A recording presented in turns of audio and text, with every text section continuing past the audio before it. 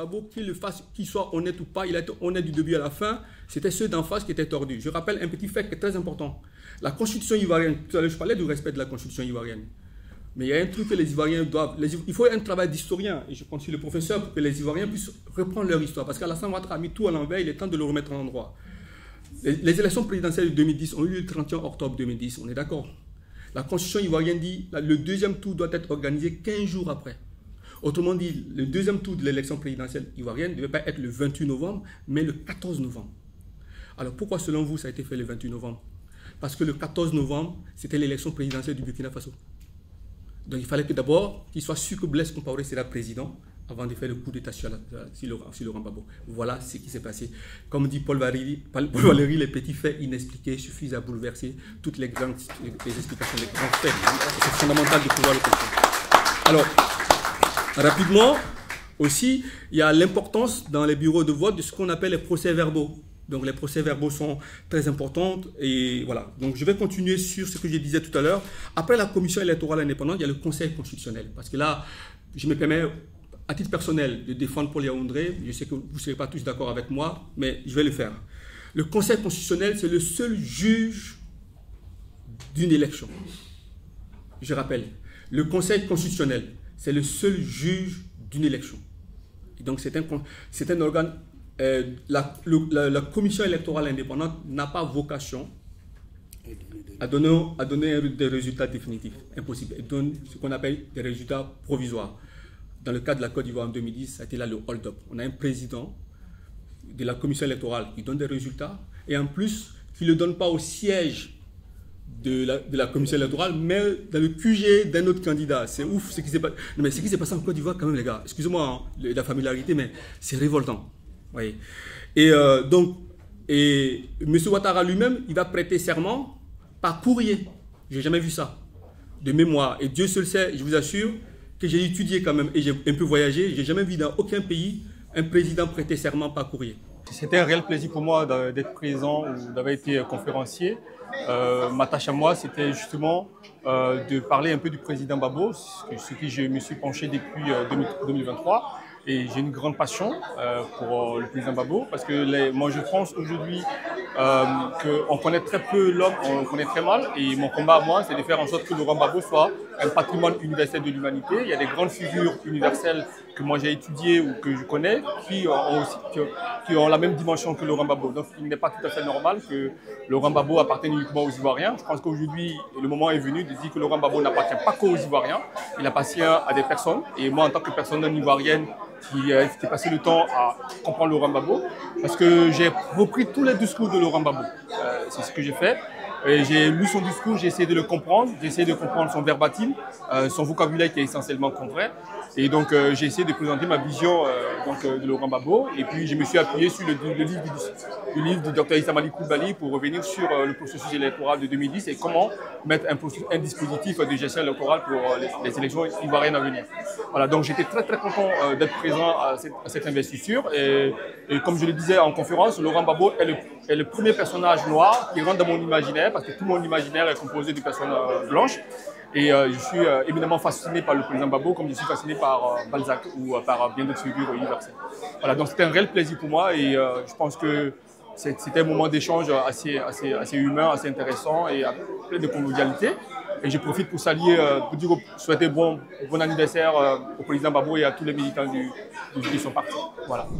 Nous avons, par ailleurs, cette liste électorale est composée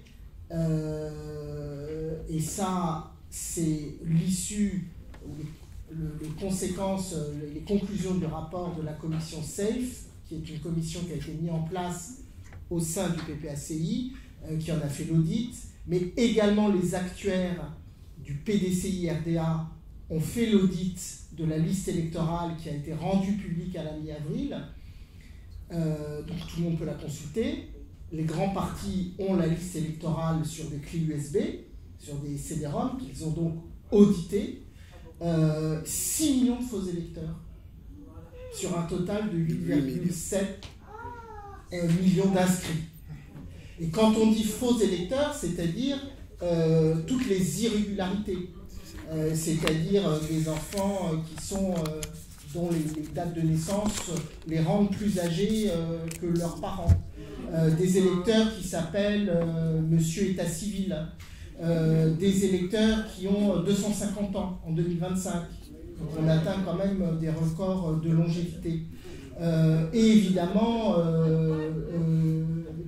les décédés, puisque en Côte d'Ivoire, il y a une particularité, c'est que les décédés ne sortent jamais de la liste électorale. Ils votent aussi. Ils sont là. Et la difficulté, elle est là, c'est que les partisans du RHDP vous disent très tranquillement sur les plateaux TV, mais qu'est-ce que ça peut vous faire puisqu'un mort ne vote pas?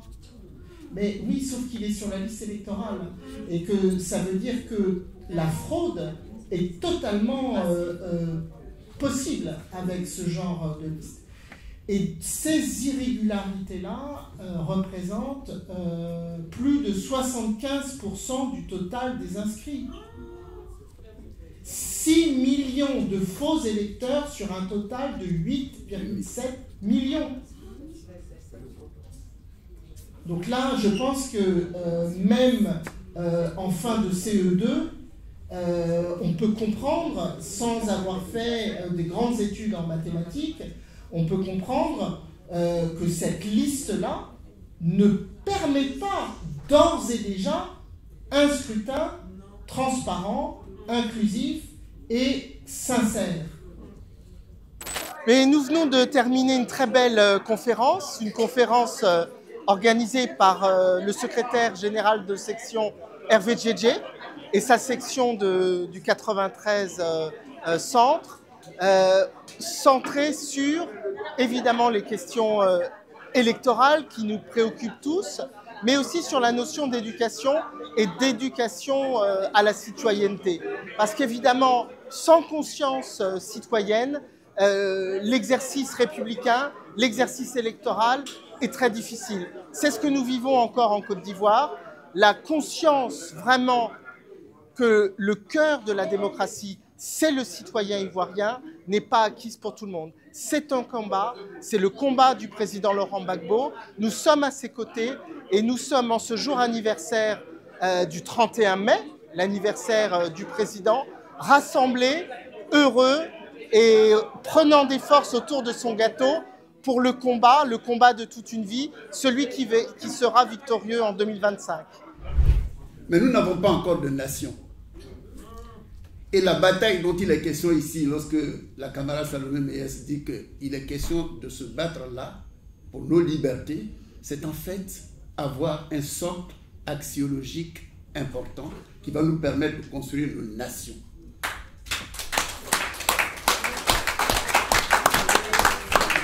Il faut donc que nous fassions nation. C'est pourquoi le président Laurent Gbagbo met des écoles. Et moi, je suis deuxième vice-président de l'école du parti, au PPAC. J'ai accepté cette tâche-là parce que notre rôle, et je l'ai souvent dit lorsque je viens animer des séances de formation, notre rôle, c'est de transmettre des valeurs. Et on a vu la différence pendant la campagne électorale de 2010-2011. S'il y a des gens qui ont écouté et qui ont écouté l'envers du discours, comme l'a dit tout à l'heure mon ami, ils auront compris qu'il y avait une différence entre deux personnalités. Alassane Ouattara qui disait que la Côte d'Ivoire, s'il était élu, allait avoir des tornades de milliards. C'est là-dessus qu'il a fait sa campagne. Et les Ivoiriens qui n'ont pas compris l'envers du discours, comme le disait tout à l'heure mon voisin, ont compris qu'ils allaient avoir de l'argent. Donc, ils se sont fait prendre au piège. En fait, Laurent Gbagbo, lui, pendant ce temps, qu'est-ce qu'il disait? Il disait, élisez-moi pour qu'ensemble nous puissions construire une nation de valeurs. Il n'a pas changé de point de vue. Donc nous, notre rôle, d'abord, avant de rentrer dans ce combat pour les libertés, notre rôle, c'est de comprendre, votre rôle aussi, c'est de comprendre que nous devons d'abord asseoir notre Afrique sur des valeurs. Tant que ces valeurs-là, nous ne les avons pas, eh bien, n'importe qui viendra nous manipuler de l'extérieur. Bon, alors, nous venons d'assister là à une conférence dont le thème était l'éducation citoyenne. Et l'éducation citoyenne, c'est très important parce que ça nous a donné l'occasion d'expliquer les valeurs pour lesquelles le président Laurent Gbagbo se bat et les valeurs pour lesquelles notre gouvernement demain, lorsqu'il sera au pouvoir, va se battre. Parce que je pense profondément qu'il faut d'abord construire la nation et sur les valeurs de la nation, bâtir tout le reste. Si nous voulons avoir une éducation au sens de l'éducation nationale, c'est à partir d'un certain nombre de valeurs que nous allons choisir, que nous allons déterminer quel est finalement l'axe que doit prendre l'orientation que doit prendre notre éducation nationale pour que cela, ça nous serve. Une éducation nationale n'est pas simplement une éducation, elle est d'abord là pour répondre à des besoins. Mais ces besoins-là sont déterminés par des valeurs.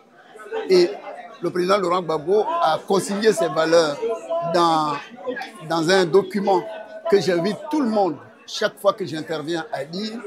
C'est notre carte d'identité. Et j'ai rappelé cet après-midi ces valeurs-là. Nous avions des personnes qui étaient vraiment cultivées. J'étais étonné qu'on vienne de partout et qu'on soit cultivé sur la vie du président Laurent Gbagbo. C'était une conférence du genre de ce qu'on doit multiplier. Alors, ce n'est pas le nombre de personnes qui compte. Ce qui compte, c'est que chaque fois qu'on se réunit, il faut qu'on gagne une âme. Et je pense qu'on en a gagné cet après-midi. Merci. Le bulletin de vote est notre arme de combat. Il faut vraiment que chacun pense à son bulletin de vote. Ne t'éloigne pas de cet outil-là, parce que le président Laurent Gbagbo, il n'a pas les armes pour tirer sur les gens. Il n'a aucune rébellion. Le président Laurent Gbagbo, il dit toujours à ses militants, allons-y, votez. C'est pour ça qu'on se bat pour que la liste électorale soit propre. On se bat pour que le vote là ne soit pas c'est-à-dire, on ne prenne pas le vote pour faire des combats politiques. Ce n'est pas le moment de pouvoir effrayer, c'est-à-dire à chaque fois qu'on approche de l'élection présidentielle, le cœur commence à trembler. Ça bat très fort. Parce que d'autres ne savent pas si après les élections, ils seront en vie. Mais on ne peut pas, dans un pays qui se dit démocrate ou démocratique, on ne peut pas, à chaque fois qu'il y a les élections, craindre. C'est hallucinant. Tu peux pas être là et puis tu appelles les parents, ils te disent « Ah, nous on s'apprête à quitter le pays hein, parce que on a peur. Les élections arrivent, on a peur. » Donc, à quand les élections en Côte d'Ivoire seront démocratiques réellement et que le perdant reconnaisse sa défaite et que le vainqueur, comment on appelle le vaincu pour lui dire, bon voilà, j'ai gagné, ça rigole. C'est ça le jeu politique. Ce n'est pas autre chose. Mais non, vous verrez sur les réseaux sociaux des gens en train de menacer. C'est pour cela qu'on parle d'éducation citoyenne. C'est ça, l'éducation citoyenne. Parce que on est fier de dire, je suis éduqué moi, je suis éduqué. C'est ce qu'on dit. Je suis éduqué, mais ton éducation là vient d'où? Ça vient de la famille, ça vient de l'école, ça vient d'où? Voilà, comme je disais tantôt, nous sommes arrivés à ce grand jour, ce jour où nous avons décidé d'édifier le peuple et les militants du président Laurent Gbagbo, militants et ses partisans, par rapport à l'éducation citoyenne. Nous en avons parlé, nous avons touché tous les points qui étaient essentiels et nous savons qu'avec le président Laurent Gbagbo, nous allons atteindre des objectifs et c'est le meilleur candidat. C'est le meilleur candidat parce que le président Laurent Gbagbo a beaucoup de projets pour la Côte d'Ivoire.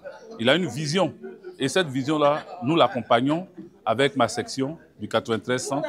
Nous accompagnons la vision du président Laurent Gbagbo. Nous nous battons et nous nous battrons pour que le président Laurent Gbagbo soit l'unique fils qui va aller jusqu'au palais présidentiel.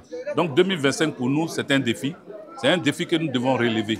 Que chacun d'entre nous prenne son bulletin de vote pour déposer ça dans les urnes, afin que le président Laurent Gbagbo soit le président élu en octobre 2025, au soir d'octobre 2025, aux élections présidentielles. Et voilà, nous sommes là, nous allons l'accompagner, nous allons nous battre avec la section pour que cela soit une réalité. Voilà, 2025, Gbagbo Laurent président, et nous y tenons, et nous allons y aller jusqu'à ce que le bout du tunnel soit vu de tous. Merci. Joyeux anniversaire, joyeux anniversaire, président Laurent Gbagbo, joyeux anniversaire. Happy birthday to you. Happy birthday to you.